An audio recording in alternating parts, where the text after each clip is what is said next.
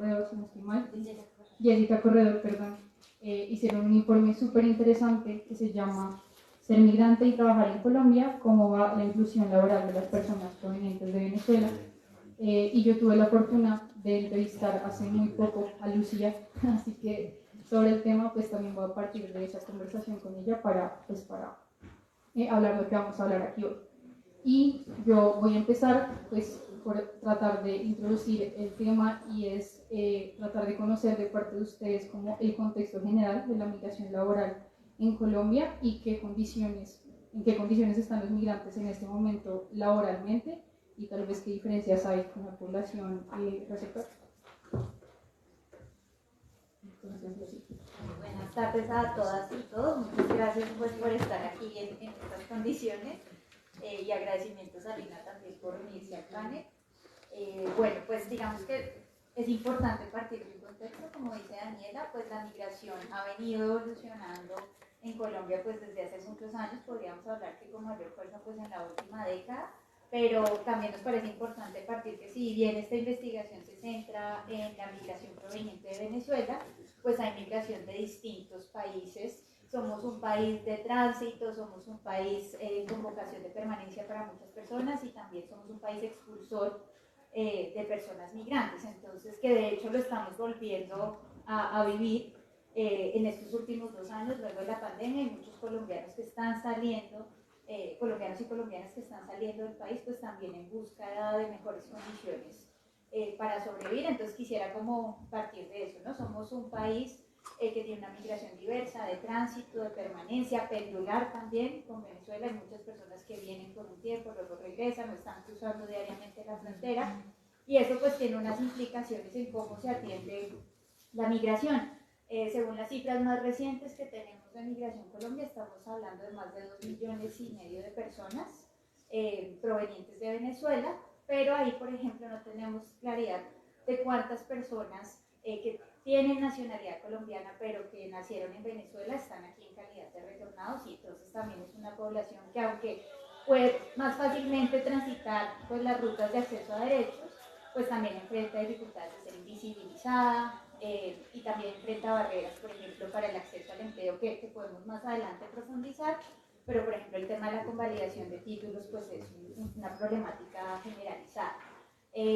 Cuando las personas pues migran, enfrentan unas dificultades en el tránsito, ¿no? Entonces pues por mucho tiempo durante la pandemia y hasta hace muy poco la frontera estuvo cerrada, entonces pues muchas tienen que cruzar irregularmente y en ese proceso pues se enfrentan a muchos riesgos que nosotros desconocemos muchas veces y que son invisibilizados, como pues ser víctimas de trata de personas, de violencia sexual, en particular, por ejemplo, las mujeres se enfrentan a muchos riesgos.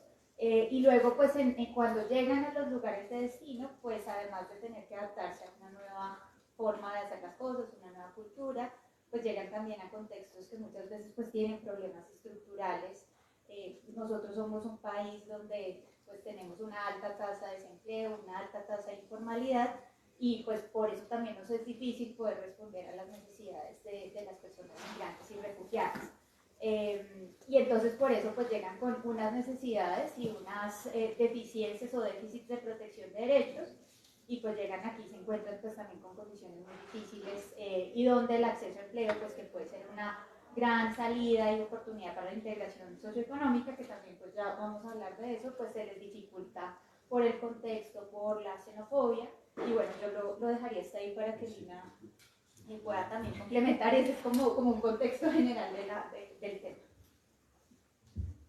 Bueno, muchas gracias por la invitación. Tampoco me esperaba estar en este panel. Quería ser espectadora hoy, pero muy agradecida de estar acá. Bueno, en cuanto a lo que decía Lucía, yo también quería como complementar en torno a las dificultades de las mujeres, como él lo mencionaba, y esto en razón a las cargas que las mujeres adicionales tenemos, en las cargas de cuidado, y esto dificulta más para las mujeres migrantes el tema de permanecer en un empleo.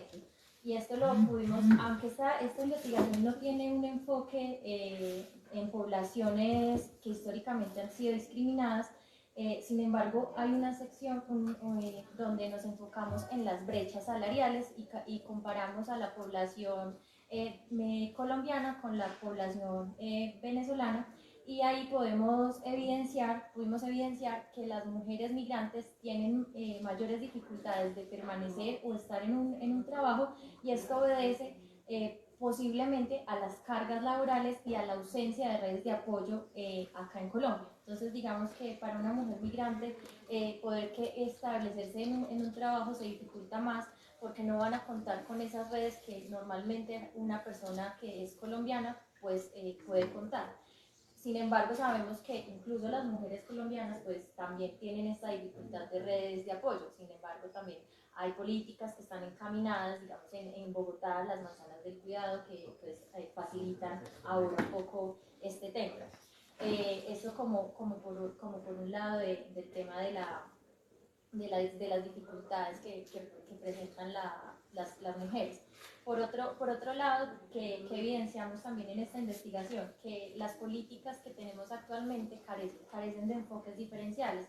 Entonces, esto ha evitado que las personas de la comunidad LGBT o las personas de pueblos indígenas o comunidades afro tengan políticas que estén dirigidas a ellas y que les permitan poderse incluir de mejor manera en el mercado laboral.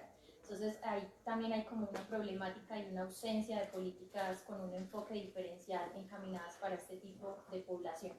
Quería como adicionar este tema, que aunque este no es el foco central del estudio, sí lo queríamos dejar como por sentado, y que posibles investigaciones se puedan enfocar en esta ausencia que todavía están en las políticas que tenemos actualmente. Ustedes en el informe que hicieron sobre inclusión laboral de los migrantes enfatizaban en las barreras, creo que ese es como el grueso del diagnóstico, y las barreras pues son muchas y ustedes las dividen muy bien, y las primeras me parece que son las legales. A mí me gustaría que empezáramos por eso, aprovechando además que ustedes son abogadas y lo conocen muy bien, y quizá hablar también un poco del Estatuto Temporal de Protección, que bueno, para nosotras de pronto es obvio lo que es porque hablamos todo el tiempo de eso, pero de pronto para las que no lo conocen también, pues el estatuto es un mecanismo de regularización creado el año pasado para pues, la mayor cantidad de migrantes venezolanos que se pudiesen incorporar a él, y gracias a ese estatuto pues anteriormente, antes del estatuto, la tendencia era la mayor población migrante era irregular. Después del estatuto, afortunadamente, la mayoría de la población migrante pues está en regularidad en el país. Entonces, pues ya teniendo eso como en la cabeza, empecemos por hablar, si quieren, de las barreras legales. No sé si quieran conservar el orden que es de Lucía primero. Bueno, pues ahí, digamos, me parece importante partir como de reconocer pues la importancia de tener un estatus migratorio regular, porque, digamos, hemos batallado mucho como en entender qué es, por qué es importante, se ha hecho mucha incidencia desde la sociedad civil, desde la academia, para resaltar la importancia de estos procesos, y es muchas veces se piensa que las personas no se regularizan o no tienen un estatus migratorio, que es básicamente un permiso para poder estar en el país y ejercer ciertas actividades o ciertas tareas porque no quieren hacerlo. Creemos que eso es un trámite que podemos hacer fácilmente ante cualquier entidad, como nosotros ir a sacar la cédula o cualquier otro trámite. Y entonces, pues, claro que el primer ejercicio que hicimos muchas organizaciones de la sociedad civil fue mostrar que eso no era tan sencillo, porque se requiere, por ejemplo, antes de que existiera el estatuto, solo había, digamos, dos o tres rutas disponibles, que era el proceso de visas, que es como el procedimiento ordinario, pero para eso hay que tener un pasaporte vigente, hay que tener unos recursos, hay que demostrar una documentación, y las personas venezolanas en particular, aunque no son las únicas, porque hay otras, como decía al principio, de otras nacionalidades que pueden enfrentar las mismas dificultades, pues no pueden hacer ese trámite. Luego está la solicitud de condición de refugiado, que es otra ruta, pero esto aplica pues para, si bien nosotros tenemos en Colombia en la regulación una definición amplia del refugio, pues hay dificultades también en este proceso. No todas las personas saben cómo hacerlo, no lo hacen dentro de los tiempos legales, se demora mucho este trámite, no hay como en otros países una fecha límite donde el gobierno esté obligado a responder estas solicitudes en un determinado plazo. Entonces hay solicitudes que pueden demorar 2 años, 3 años, y mientras ese tiempo, pues las personas, si bien están autorizadas a estar en el país, no tienen como las posibilidades de trabajar o de ejercer alguna actividad económica, entonces pues eso también las condena a estar en situaciones de vulnerabilidad y de pobreza. Y la otra vía fueron una serie de permisos que se crearon pues desde el gobierno de Santos, que eran unos permisos especiales temporales que dependían de la fecha en la que hubiera ingresado la persona al país, si tenía o no tenía pasaporte. Y entonces, como decía Daniela, pues esos distintos caminos pues se vieron muy limitados y la mayoría de las personas estaban en situación irregular. Entonces, ¿qué implica estar en situación de irregularidad? De irregularidad, por ejemplo, pues no tengo autorización para trabajar, entonces un empleador no me puede contratar porque no tengo un permiso, no me puede registrar en todos los documentos de la empresa, no puede reportarme ante las autoridades porque hay unos trámites para eso. Y los que deciden contratar, pues entonces lo van a hacer, como llamamos, por debajo de cuerda, y eso genera vulneraciones en las condiciones laborales, en horarios, en salarios, en funciones, y entonces ahí es donde se empiezan a ver casos de explotación laboral, que ya pues vamos a hablar un poco más en detalle de eso. Pero tampoco puedo acceder a la salud, solamente pues, estas personas tienen derecho a servicios de urgencias, pero eso también ha venido pues cambiando y enfrentando dificultades porque no es solamente, hay enfermedades que no solamente se atienden en una urgencia, sino que requieren, por ejemplo, un tratamiento de largo plazo como VIH o enfermedades terminales como el cáncer y no pueden acceder a estos servicios por no estar regularizados. Temas de educación, también hay barreras para la educación superior, para la educación media, y entonces ahí llega, pues digamos, ante esa preocupación y esas barreras de acceso a derechos, teniendo en cuenta pues que además había una vocación de permanencia de la población que se iban a quedar aquí, pues llega la propuesta del estatuto temporal, que es una propuesta pues muy buena, que ha generado pues que muchas personas se regularicen y puedan suspender, pues digamos superar más bien esas barreras de acceso a derechos, pero pues que tiene, digamos, tiene unas falencias, unas limitaciones que podemos hablar más adelante, pero que sin duda pues es un paso muy importante que dio el Estado colombiano, que ha sido reconocido internacionalmente y que lo han celebrado pues muchas instituciones y que puede seguir mejorando y ampliándose, pero sí nos preocupa pues que se habla mucho de la venezolanización de la respuesta, ¿no? Si bien pues la mayoría de personas migrantes que hay en Colombia son venezolanas, pues no son las únicas y hay quienes están en situaciones similares que no pueden acceder, por ejemplo, al estatuto. Entonces siguen enfrentando como esas situaciones de desprotección. Entonces yo pues lo dejaría ahí como para, digamos, hablar un poco de la importancia que tiene el estatus migratorio para que Lina pueda pues entrar a hablar de las barreras. Yo solo quería como problematizar un poco el tema del estatuto, y es que el estatuto próximamente va a perder su vigencia el otro año y pues la migración no se ha agotado, la migración sigue y digamos que por los pasos irregulares siguen entrando personas. Y entonces el gobierno, ¿qué va a hacer con esas personas que siguen entrando? ¿Cómo las va a regularizar? Como decía Lucía, solo van a quedar entonces 2 vías, que son las visas y la solicitud de refugio. El sistema de refugio no funciona bien y las solicitudes de visa son costosas, son difíciles de mantener, una visa es costoso y difícil, y más cuando son para permisos de trabajo, constantemente las personas tienen que estar renovando las visas con sus empleadores, hay empleadores que no están pues como muy dispuestos a esa constante renovación. Entonces el gobierno, ¿qué va a hacer de cara al próximo año cuando en mayo del 2023 el estatuto ya se cierre? Entonces ahí la integración no puede frenarse, la integración tiene que seguir, pero ¿con qué medidas lo va a hacer el nuevo gobierno? ¿Qué otras formas de regularización se van a plantear para seguir, y como lo planteaba Lucía, no solo recibiendo la migración de Venezuela, que es la que mayoritariamente recibimos, pero como vemos también hay otros flujos migratorios, incluso digamos, si no estoy mal en el dato, la segunda nacionalidad que más recibimos actualmente es la haitiana. Entonces, ¿qué va a pasar también con esas personas que el Estado ha estado invisibilizando y que no se están integrando a la sociedad y no se les está dando la posibilidad incluso de regularizarse? Ahora sí, continuando con el tema de las barreras, dentro de las legales encontramos los trámites de convalidación de títulos profesionales. Si bien si bien la convalidación de títulos no es un requisito obligatorio, vemos que hay empresas que desconocen esta situación y exigen estos requisitos. Hablando con el Ministerio de Educación, ellos nos explicaban que las únicas carreras que se solicitan que sean convalidadas son aquellas carreras que están reglamentadas, profesiones reglamentadas y regularizadas, como la carrera del Derecho, Contaduría, Arquitectura, que son carreras que exigen tener pues tarjetas profesionales. De resto, las otras profesiones que no están enlistadas taxativamente no requieren ese tipo de convalidación de títulos. Sin embargo, hay un desconocimiento tanto para las personas migrantes que no conocen la información, porque son personas que están apenas conociendo también el sistema de cómo funciona, y también hay un desconocimiento por parte del sector privado de cuáles son los requisitos que debe exigírsele a las personas migrantes una vez las vayan a contratar. Por otro lado, las otras barreras que nosotros clasificamos son las barreras sociales y culturales. Allí encontramos el tema de la xenofobia que persiste, sobre todo en los procesos de selección. Las personas que hacen estos procesos pues son personas que deberían tener la capacitación para hacer pues, procesos con ausencia de sesgos de xenofobia.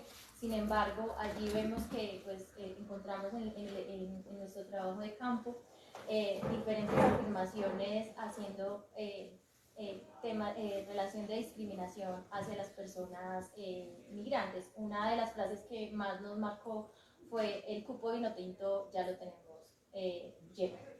Entonces, ese tipo de afirmación. Perdón, el cupo de los. El cupo vino tinto ya lo tenemos lleno. Porque la camiseta de la selección venezolana es vino tinto.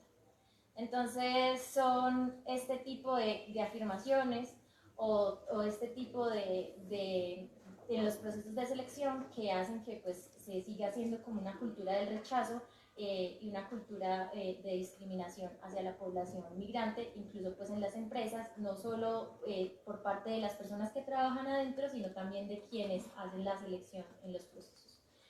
También adicionalmente encontramos el tema que les tocaba ahora con las redes de apoyo y el tema de los contactos y las referencias.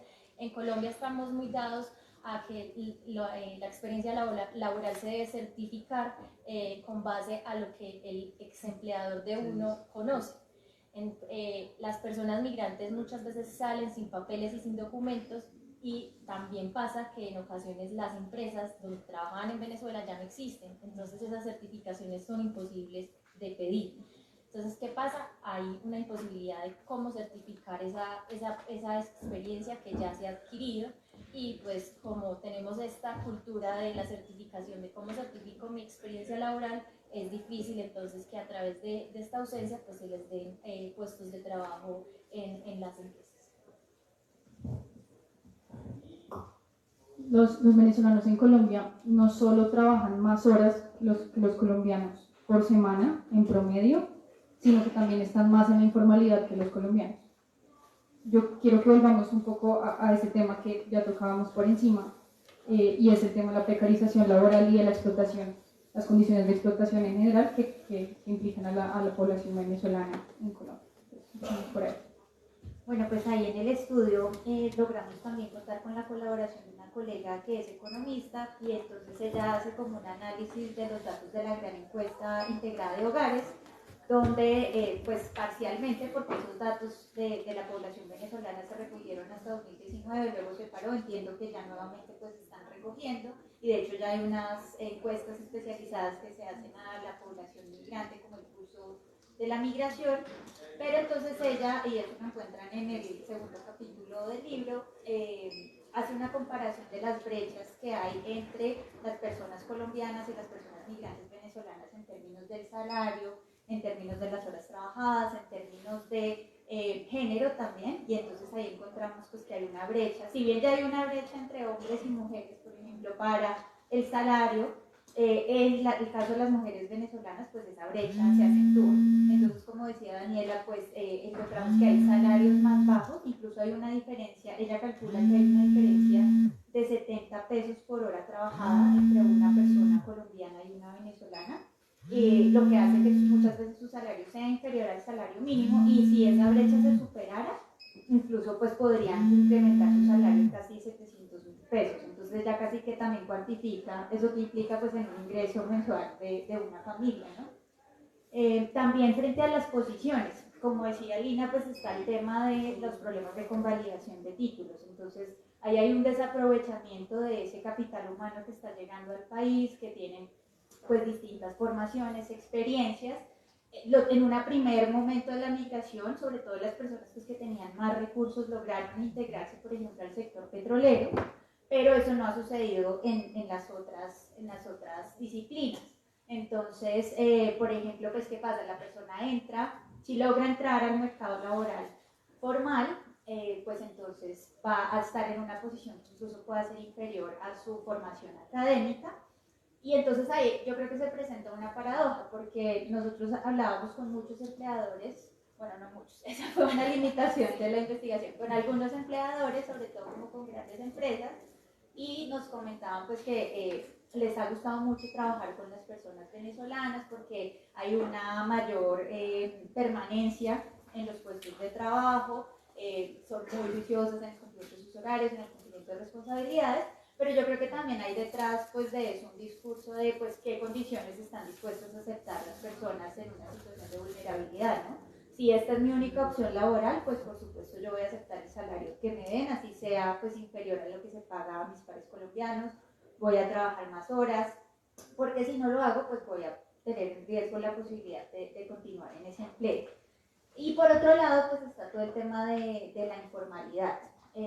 Hay muchas iniciativas, programas del gobierno, de instituciones privadas, fundaciones que están enfocadas al emprendimiento, como que las personas generen sus propios ingresos, y si bien eso es importante, a nosotros nos preocupa pues que se piense que el emprendimiento o la economía naranja pues es como la salida para no poder tener un acceso a al mercado laboral formal, pero eso puede esconder situaciones de informalidad y precarización laboral, porque no todo el mundo tiene la formación necesaria para hacer el emprendimiento, no tiene las fuentes de financiación, hay muchas dificultades para emprender, o sea, en general en Colombia, pero también para las personas migrantes, porque por ejemplo hay muchos fondos que financian emprendimientos, pero son destinados para población colombiana. Entonces ahí, por ejemplo, una de las recomendaciones que hacíamos es que pues, se pueda ampliar el acceso a esos fondos a cualquier persona, independientemente de su nacionalidad, pues para que pueda acceder a poder financiar su emprendimiento. Pero entonces sí nos preocupa que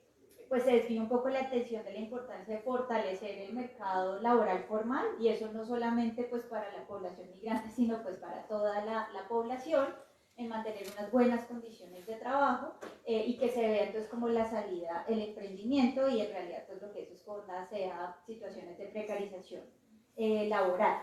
Entonces pues eso encontramos, ¿no? Como brechas en los salarios, brechas de género, incluso por ejemplo documentamos un caso en Cali donde una persona migrante presentó una queja, que eso ya pues era un gran paso porque no todas conocen a dónde dirigirse o a qué instituciones pueden buscar ayuda. Se dirigió a la inspección de trabajo a denunciar un caso de explotación laboral porque en esta era una sucursal de pues como de Frubers, y no tenían día de descanso, tenían que trabajar todos los días, su salario pues era muy bajo, trabajaban muchas horas al día, y cuando la inspección de trabajo pues requirió al representante legal de la empresa, esta persona pues se indispuso mucho y digamos independientemente o no dentro del marco del proceso sino por fuera, amenazó a esta persona que había hecho la denuncia con que lo iba a despedir a él y a todas las personas venezolanas que trabajaban en todas sus sucursales.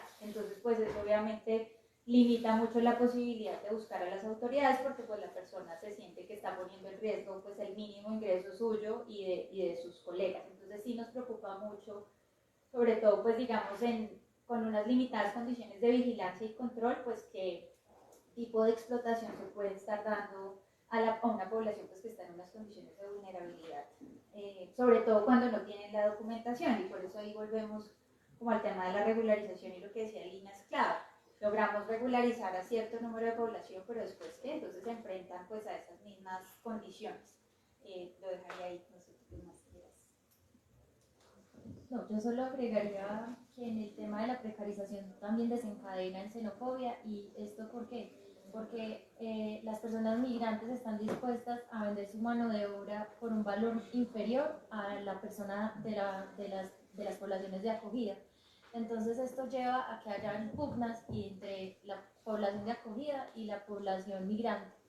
Y esto es muy problemático porque el sector privado es el que está haciendo que esto ocurra, es el que está generando estos incentivos de promover pagar salarios bajos a personas que incluso no tienen los permisos de trabajo, como bien lo decían Lucía y Daniela, que no están regularizadas, se aprovechan de esa situación, como tienen que sobrevivir, supervivir, aprovechan eso y pues están dispuestos a vender su mano de obra por lo que sea, porque tienen que comer. Y esto va a generar entonces que haya esa creencia de que las personas migrantes están viniendo a Colombia a robar el trabajo, y pues es una falsa creencia.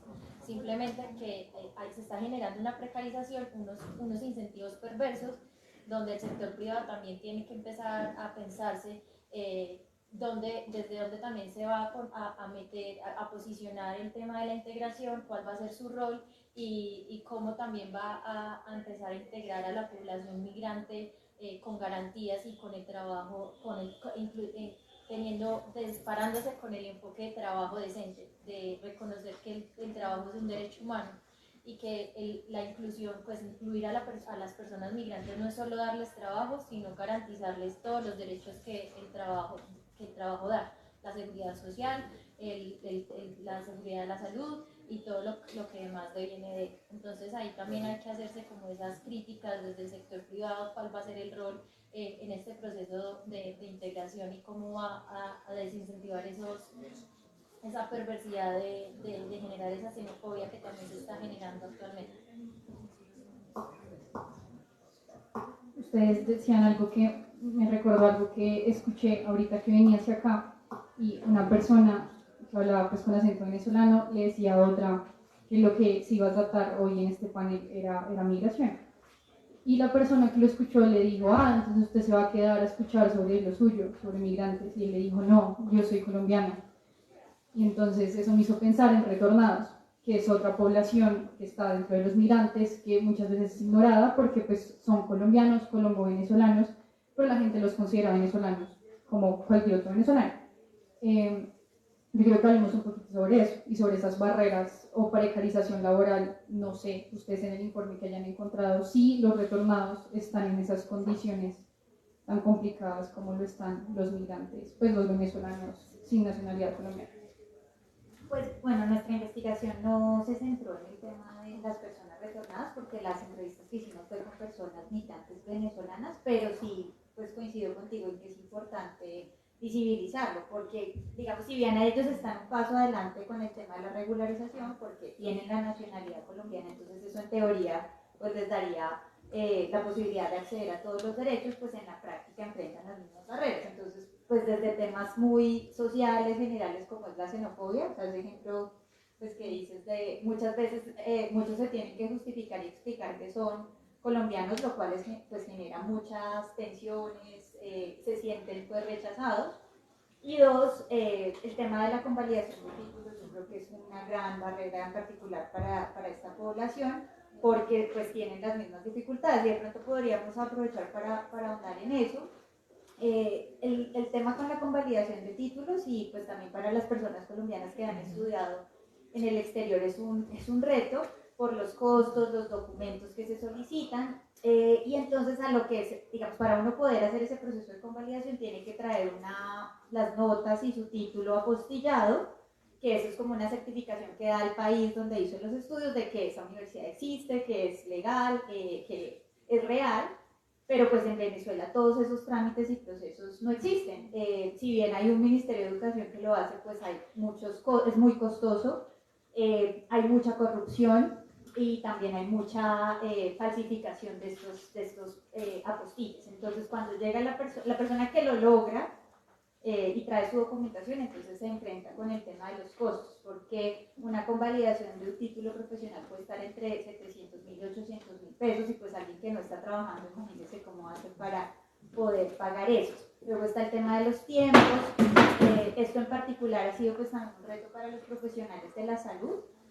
Esa es un área que hemos documentado que hay muchos profesionales de la salud capacitados que, por ejemplo, durante la pandemia pudieron haber llenado pues, muchos vacíos que había en la atención en zonas apartadas. Incluso en ese momento hubo una iniciativa del gobierno que quería agilizar los procesos de convalidación de títulos de este sector para que pudieran atender la pandemia, y el gremio de salud se negó y no quiso apoyar agilizar ese proceso, porque pues hay un tema de competencia, de especialidades pues que quieren mantener una cierta clientela, ¿no? Entonces pues eso preocupa mucho porque estamos perdiendo pues capital humano en zonas apartadas del país que se podrían beneficiar de eso, y eso aplica pues para tanto las personas venezolanas como para los retornados.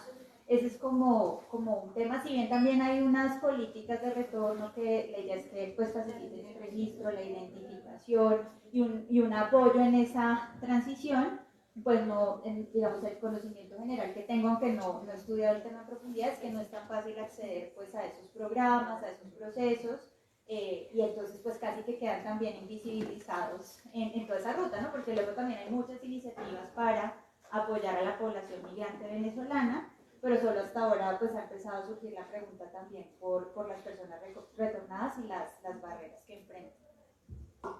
Justo quería tocar el tema de la política de retorno, porque actualmente tenemos una política del 2012 y es una política que la verdad no funciona, y también debo decirlo es muy perversa porque solo incentiva el retorno de personas que están en el exterior y son con un incentivo financiero, que quieran establecerse acá, montar empresa.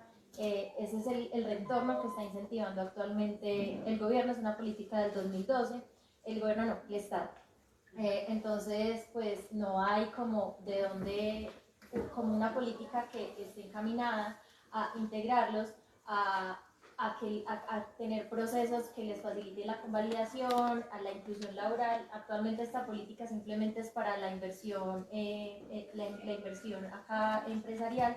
Entonces hay que repensarse un poco para dónde vamos, y este tema lo toca bastante bien el nuevo informe de la Comisión de la Verdad, que es La Colombia fuera de la Colombia, de cómo nos tenemos que plantear unas políticas para todos estos colombianos que están en el exilio y quieren volver, pero no con estos incentivos de que solo que Colombia está abierta solo para aquellos los que quieran montar empresas. Pues Colombia está abierta para todo el que quiera volver, y deben de dárseles unas garantías mínimas, incluso para aquellas personas que no tienen los recursos y desean volver a su país.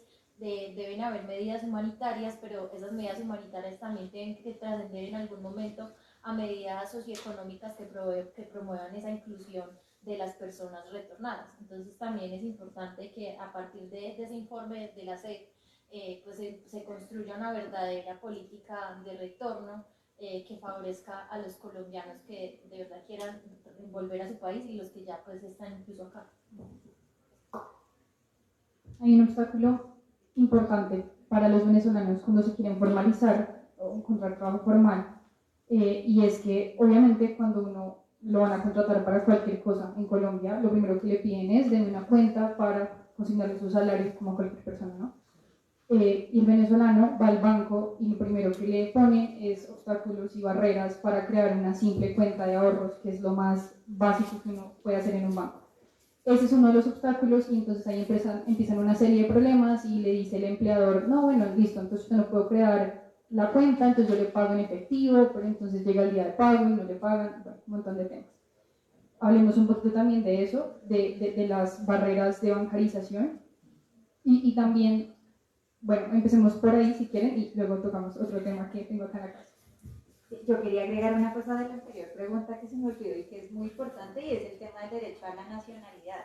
Y es que las personas que son hijos o hijas de nacionales colombianos que nacieron en Venezuela han enfrentado pues recientemente muchas barreras para reclamar su derecho a la nacionalidad, porque había cerca de 40.000 solicitudes que se presentaron ante la registraduría y la registraduría las había otorgado la nacionalidad, pero pues digamos discrecionalmente, por no decir que arbitrariamente en muchos casos, decidió cancelar ese reconocimiento de la nacionalidad de esas personas.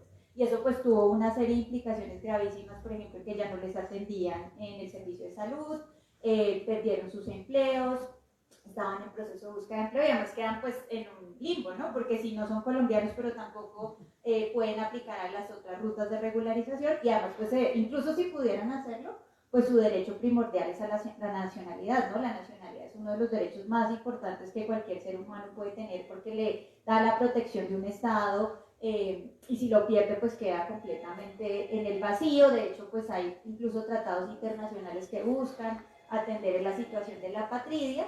Y pues lo que vimos en esos casos es que muchas decisiones fueron arbitrarias porque pedían, por ejemplo, que ciertos documentos estuvieran apostillados, nuevamente pues el problema de el apostille en Venezuela, y si bien hubo algunos casos que se pudieron documentar que fueron fraudulentos, es decir, que personas que reclamaron la nacionalidad cuando no les correspondía, pues eso no daba pie para que la registraduría pues cancelara más de 40.000 cédulas. Y además a la fecha, pues ustedes seguro están más actualizadas en esa información, pero lo que tengo entendido es que ha tocado irlo resolviendo caso a caso, presentar acciones de tutela, ir ante los jueces, se ha logrado pues restablecer en varios, pero pues no todas las 40.000 personas tendrán la posibilidad de buscar asesoría jurídica, tener los recursos para pagar un abogado, etcétera. Entonces pues sí nos preocupa. Eso yo creo que también fue una vulneración muy grande de derechos a las personas retornadas. Y si quieres hablar entonces de la parte bancaria. Sí, justo nosotros en el libro pusimos que esta era de las barreras que se le adhieren al ecosistema impuestas por el ecosistema laboral. Entonces acá nosotros vimos que el sistema financiero, pese a que la superintendencia financiera ha hecho grandes esfuerzos porque los bancos, las diferentes sucursales, reconozcan en un principio el PEP, ahora con el PPT, lo reconozcan como documento válido para que las personas migrantes puedan abrir diferentes productos financieros, entre esos una cuenta de nómina para que les depositen su salario. Hay sucursales que se niegan a abrir las cuentas de nómina y esto pese a que existan las circulares. Y es porque las sucursales pues dicen que tienen pues cada una como su reglamento interno y se adhieren como a su reglamento interno, porque una cosa pues puede ser lo que diga la superintendencia, pero una cosa son las normas del banco, entonces ellos se rigen son por sus reglamentos internos.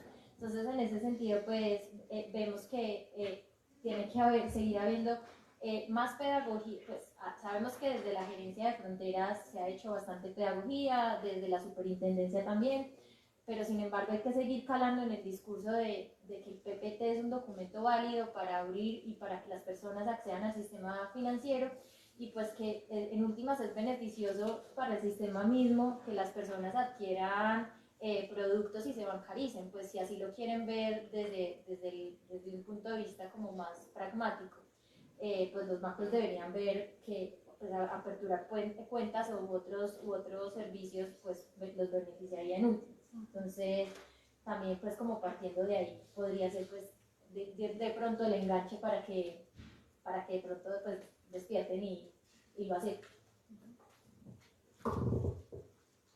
Yo, otra cosa de la que quería hablar es el mercado laboral no es simplemente empleador-empleado y sector privado que es lo que más compete a la migración venezolana.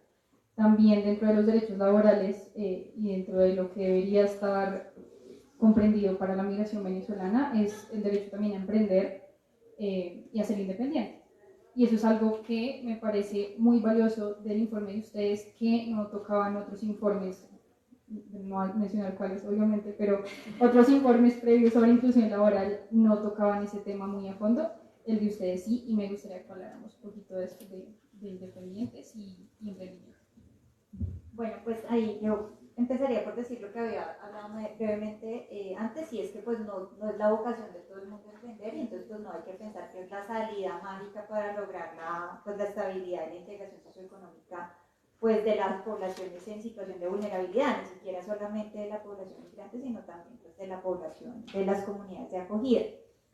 Sin embargo, pues para las personas que deseen hacerlo, pues lo que hemos encontrado es que, y pues digamos, hicimos entrevistas con varias personas, pues que migrantes que tenían sus propios negocios, pero pues estamos hablando de micronegocios, ¿no? No la microempresa, no, o empresas venezolanas pues súper consolidadas, no, personas que tenían casi que negocios de informalidad que se denominaban emprendimientos y que estaban participando en programas de fundaciones o de la misma cámara, las cámaras de comercio para lograr pues ese proceso de formalización.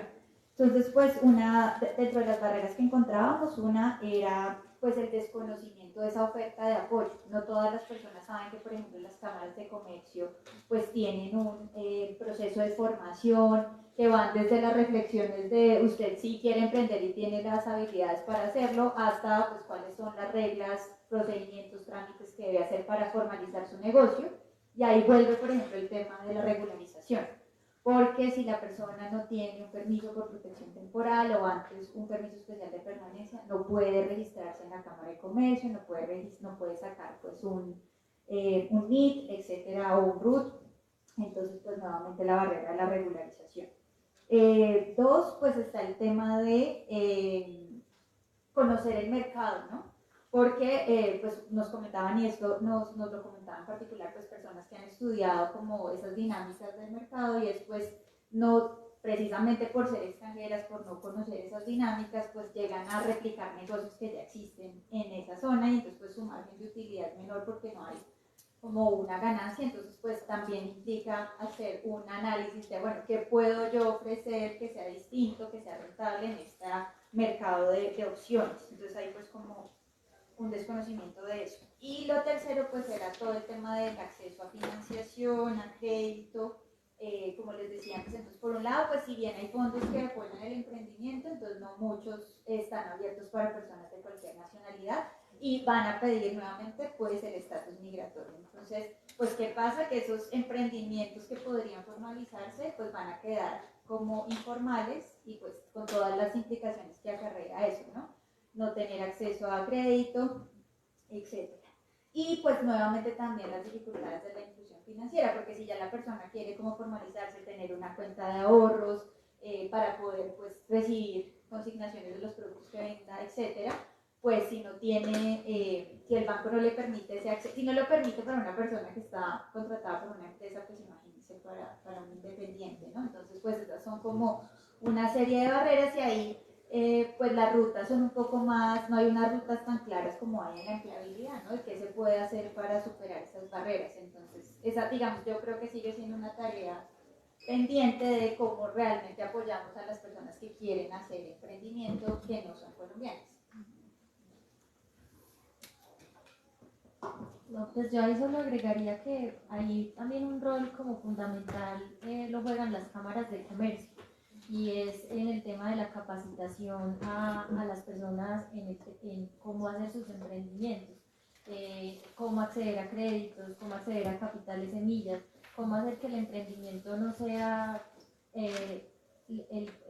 un solo como algo como muy precarizado, sino que se piense en algo más grande que se pueda desarrollar. Entonces yo creo que ahí en el tema, el sector privado, especialmente las cámaras de comercio, juegan un rol importante porque ya tienen ese conocimiento, esa experiencia de cómo facilitar las herramientas para la construcción de emprendimientos, y se debería de pensar que este acceso no se limite solo a personas regularizadas, sino también a personas que estén en situación irregular, porque vimos en este trabajo que las cámaras solo permiten, si bien prestan la capacitación, pues no les dan la certificación, y a veces pues la certificación también cuenta para empezar a avanzar en los procesos de creación de empresa y acceso a capitales semillas. Entonces también ver cómo las cámaras se pueden empezar a jugar un poco ahí el tema de la regularización, perdón, de las personas que no están regularizadas, y cómo prestarles también esa asesoría a ellos. Ya nos queda súper poquito tiempo y para cerrar me gustaría una reflexión ya final y muy cortica de parte de las dos, y creo que la pregunta realmente es ¿por qué es importante apostarle a la regularización, a derribar todas las barreras de las que ya hablamos durante esta conversación, y en general por qué es importante apostarle a la integración de los venezolanos en el mercado laboral colombiano? Bueno, yo, digamos, de pronto antes de entrar como en esa pregunta en particular, pues quería decir que una cosa que también diferencia este estudio de otros, pues es el enfoque de derechos humanos, que como mencionaba Lina, pues para nosotros fue importante, y de hecho el segundo capítulo del libro hace como una relación de todos los tratados, normas internacionales y nacionales que regulan el derecho al trabajo y por qué aplican también a las personas migrantes venezolanas independientemente de su estatus migratorio. Y eso también es muy importante porque los empleadores creen que porque entonces la persona está irregular, yo no le tengo que garantizar la atención en salud, si llegara a tener un accidente laboral, no le tengo que pagar los mismos salarios. Entonces, pues ese es precisamente el enfoque de trabajo decente, y es cómo garantizamos pues las mismas condiciones, ya lo decía Lina, la seguridad social, igual salario, tiempo de descanso, el derecho también de asociación, ¿no? Formar sindicatos. Entonces digamos que nos parece clave también pensarlo desde esa línea, porque la discusión un poco de la integración socioeconómica a veces se queda en el hecho de estas personas pueden contribuir al mercado laboral, pero no nos preguntamos en qué condiciones, ¿no? Bajo qué condiciones estamos garantizando ese crecimiento económico o esa independencia económica de las personas migrantes. Entonces eso me parece como importante resaltar esta idea del trabajo digno y del trabajo decente y del trabajo como un derecho humano. Y ya pensando en la integración, pues nosotros lo vemos como el camino, pues la ruta lógica que debe seguir cualquier proceso de migración en un país. Si bien al principio pues hay que atender las necesidades humanitarias, la emergencia, pues hay que dar el paso cuando la población tiene una vocación de permanencia y de integrarse, pues hay que dar el paso a que se superen esas condiciones de crisis y que las personas se vuelvan independientes y puedan autosostenerse. Y ese autosostenimiento es clave porque uno, pues da dignidad, o sea, otorga dignidad a la vida de las personas. Si una persona puede trabajar, pues puede tener acceso a otros servicios y bienes, puede tener una calidad de vida distinta y eso la enriquece como persona. Uno de los testimonios que también nos daba una de las personas que participó en la investigación es que no es solo trabajar por sobrevivir, sino también trabajar para aportar a la comunidad a donde yo llego, y eso pues también implica la realización personal y sentirse útil para la sociedad que está contribuyendo. Y luego pues también la integración es importante para la comunidad de acogida, porque entonces garantizamos pues que contribuyan al sistema de seguridad social, por ejemplo. Entonces este desarrollo tiene unos modelos en los que ha calculado cuál sería la contribución de la población migrante si toda estuviera regularizada, porque muchos son jóvenes, entonces por ejemplo pueden aportar a solucionar el tema de los vacíos pensionales, el hueco pensional, fortalecer el sistema de salud, y eso genera capacidad en las comunidades, porque sí, digamos, seguimos con un enfoque muy de atención humanitaria, pues por ejemplo, entonces pues se busca atender temas de albergues o alimentación, pero no queda una capacidad instalada en las comunidades, a diferencia de que si tengo más recursos en temas de salud, por ejemplo, pues voy a poder fortalecer la infraestructura de salud del municipio en el que estoy. Entonces, es como esta visión de, es un gana-gana, porque dignifica a la persona, le permite pues autosostenerse, pero también es una contribución a la sociedad, y es el camino natural pues que tienen que seguir los procesos de integración. Bueno, yo como partiendo de lo que ha estado pasando con el tapón del Darién, no es que me quiera desviar, sino que partiendo como de esta crisis humanitaria que estamos viviendo en el tapón, me reafirmo cada día más que necesitamos procesos de regulación cada vez que sean más expeditos, más accesibles y que no sean de corto aliento, que sean procesos de regularización que siempre estén ahí a la mano para las personas cuando lo necesiten, y que el camino de la regularización es el camino para abrir el acceso a los derechos de las personas migrantes. y que en ese sentido abrir la puerta de la regularización no implica pues necesariamente abrir de una vez la puerta hacia los derechos, porque incluso pues vemos todas las barreras que siguen enfrentando las personas migrantes para acceder a los derechos, pero es el camino incluso para que los estados se piensen, una vez regularicen a las personas migrantes, cuál es el camino que le van a apostar y la visión que le van a apostar a la integración. Y como bien lo mencionaba Lucía, la integración socioeconómica de la población migrante también es la vía para prevenir esta crisis humanitaria que estamos viviendo en el tapón del Darién.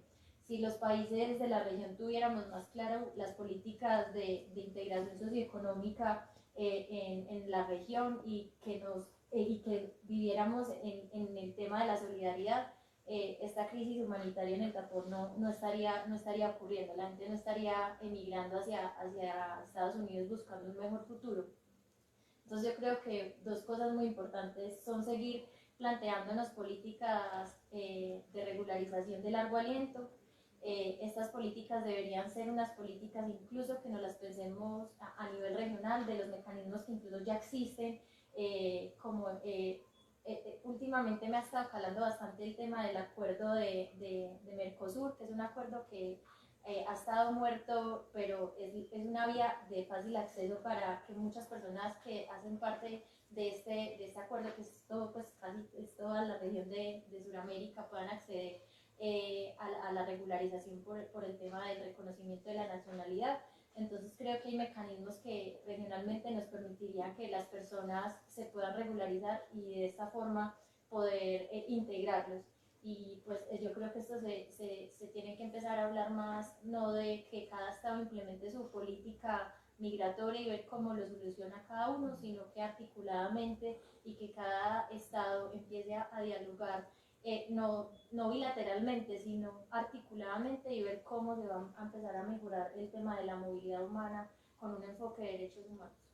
Creo que hacia ahí hay que apuntar.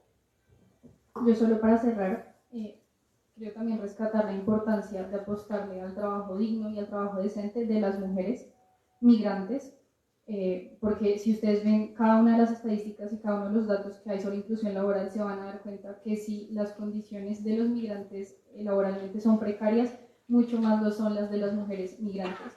Y el trabajo digno y trabajo decente para una mujer migrante finalmente significa ingresos y dignidad en ingresos para un núcleo familiar completo. Entonces, con eso yo cerraría. Muchas gracias a todos y a todas. Una pregunta, ok. Te paso el micrófono. Buenas tardes a todos y a todas. Soy muy breve. Soy Cristiano Morsolini, investigador del Instituto de Paz y Paz de la Universidad Santo Tomás. Muchas gracias, doctora Lina, muchas gracias, doctora Lucía, por la presentación de este trabajo de justicia. Yo quiero conectarme también con otro trabajo anterior que hicieron hace 2 años sobre la falta de integración de los niños y niñas venezolanos en los colegios, en el mundo de educación. Ustedes dos han hablado de muchas barreras sociales y culturales donde provocan y se persiste la xenofobia. Ustedes han hablado de culturas de rechazo y discriminación de los migrantes venezolanos en Colombia. Quiero una pequeña interpretación de parte de ustedes. Esta cultura es promovida también por afirmaciones de la actual alcaldesa Claudia López, que hace 2 años ha hecho comentarios de discriminación hacia los migrantes venezolanos, hasta que la Comisión Interamericana de Derechos Humanos ha hecho 3 pronunciamientos. ¿Qué piensa al respecto? Gracias. Sí, muchas gracias por traer este punto, porque definitivamente pues el tema de la xenofobia es una situación estructural de discriminación que va a afectar el acceso a muchos derechos, al trabajo, a la salud, a la educación.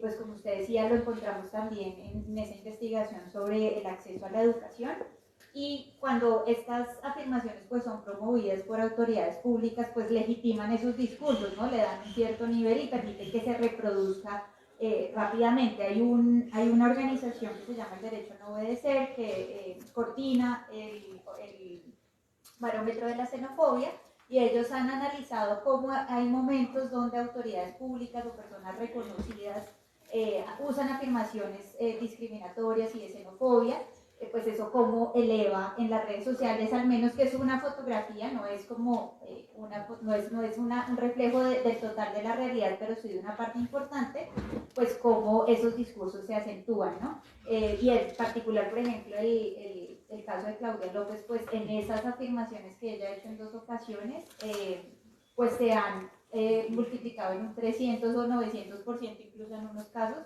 mensajes de rechazo a la población. Donde se le estigmatiza por relacionarlos con crímenes, con venir a robar trabajo, sobre todo en los temas de la seguridad, eso es muy complicado también, y eso pues tiene unas implicaciones en el trato en las comunidades de acogida. Yo para darles pues un ejemplo de una situación muy particular que vivimos hace 2 años, donde vivía, una persona le quitó el celular a otra persona que estaba en Transmilenio y la misma comunidad lo retuvo.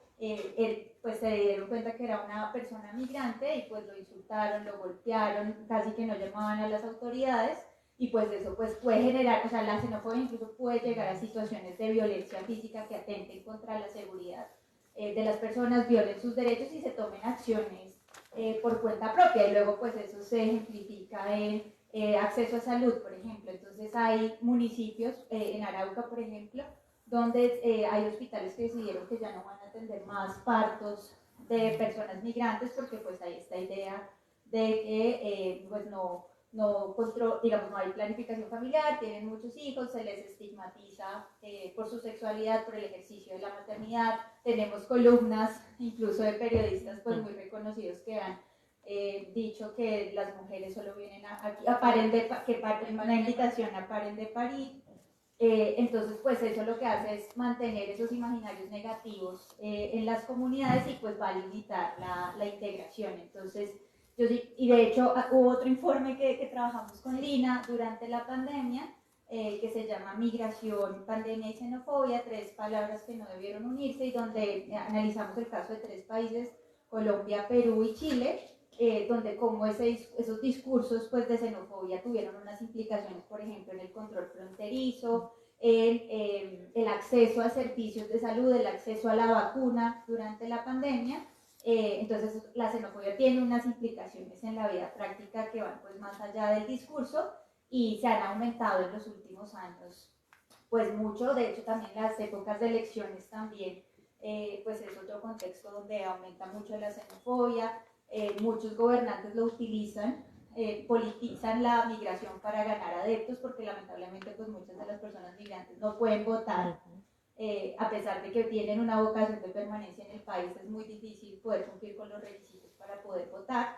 Entonces pues eso también les da cierta libertad a los políticos para utilizar esos discursos a su favor. Entonces pues sí, yo creo que están todos en todos los ámbitos. Sí, pues yo soy Estíbaliz Vanegas, trabajo en la Universidad de los Andes, pero también paralelo a eso pertenezco a la comunidad San Egidio, que es una comunidad internacional que aboga pues, por las personas más vulnerables en el mundo, donde se ha hecho un trabajo de inclusión muy fuerte en países europeos, y hablaba mucho pues Lina sobre la solidaridad, la cultura de la solidaridad. Yo creo que es parte importante también como una manera de salvar la vida del otro.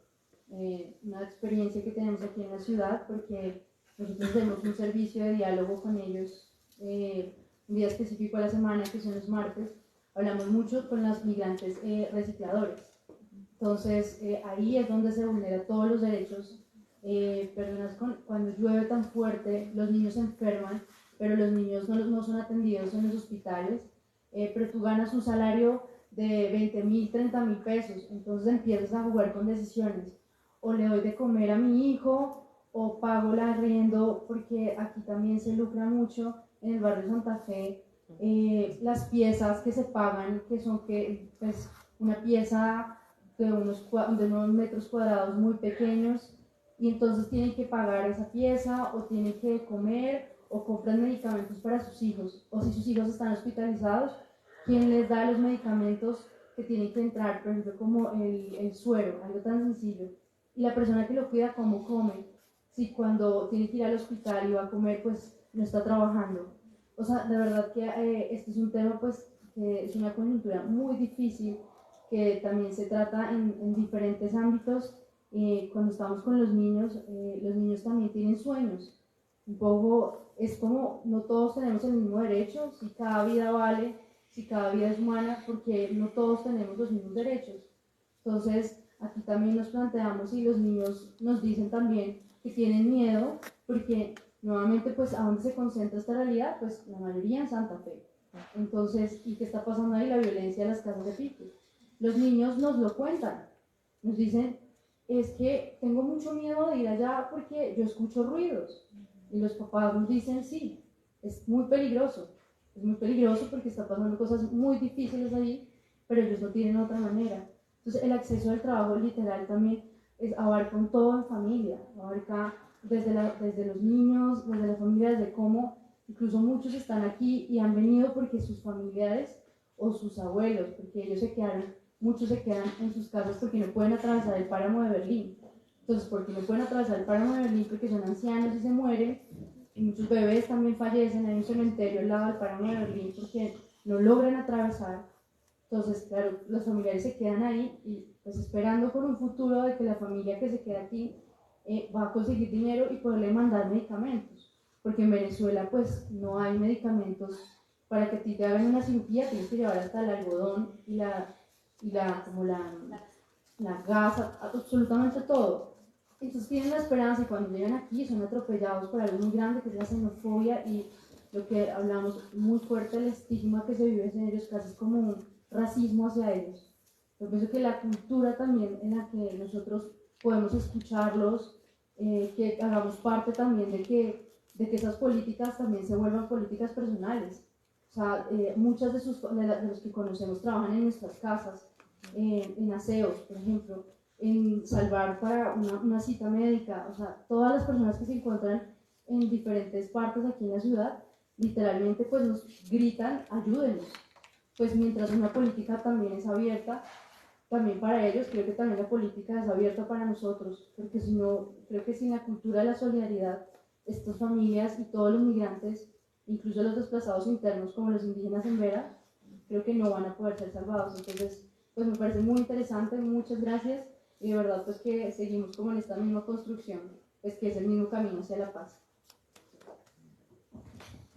Daniela, Lucía, Lina, muchas gracias por acompañarnos hoy. A mí me quedó sonando algo que dijiste y fue la situación donde alguien le dice a otra persona, van a hablar de migración porque le oye el acento, es tu tema. Y dice, no es mi tema.